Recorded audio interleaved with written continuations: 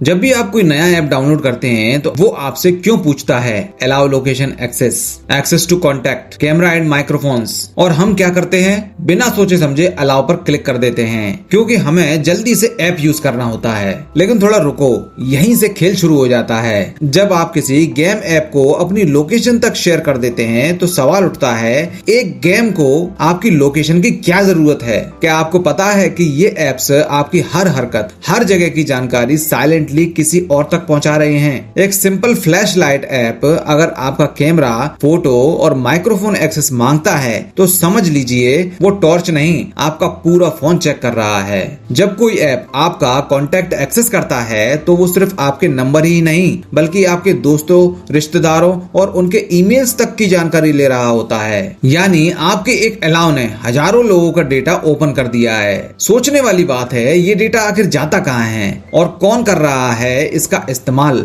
बहुत सी कंपनियां आपके डेटा को एनालाइज करके बेचती हैं, दूसरी कंपनियों को, एडवर्टाइजर्स को, पॉलिटिकल कैंपेन को और हाँ, कुछ केसेस में तो डार्क वेब तक को भी। आपको दिखने वाले एड्स, आपको मिलने वाले ईमेल्स, आपकी बातें सब इसी डेटा के आधार पर टारगेट होती हैं। और सबसे बड़ा खतरा तब होता है जब आप बैंकिंग एप्स, यूपीआई या फोटो एडिटिंग एप्स को गैलरी, एसएमएस या माइक एक्सेस दे देते हैं। क्या आपने कभी सोचा है कि कोई ऐप आपकी फोटो से अपनी लोकेशन, फेस और यहाँ तक कि आपके आसपास की बातें सुन सकता है? अब तो कई रिपोर्ट्स ये भी कहती हैं कि कुछ ऐप्स आपके माइक को बैकग्राउंड में ऑन रखते हैं जिससे आपकी बातें सुनी जा सकें और फिर आपको वैसा ही कॉन्टेक्ट और एड्स दिखाया जा सके।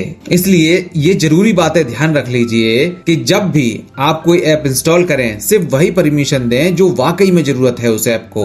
ऐप परमिशन में जाकर हर ऐप का एक्सेस चेक करें, आपको चौंकाने वाली चीजें मिलेंगी वहां पर। क्या आप भी बिना सोचे समझे अलाउ कर देते हैं? कमेंट करके जरूर बताएं।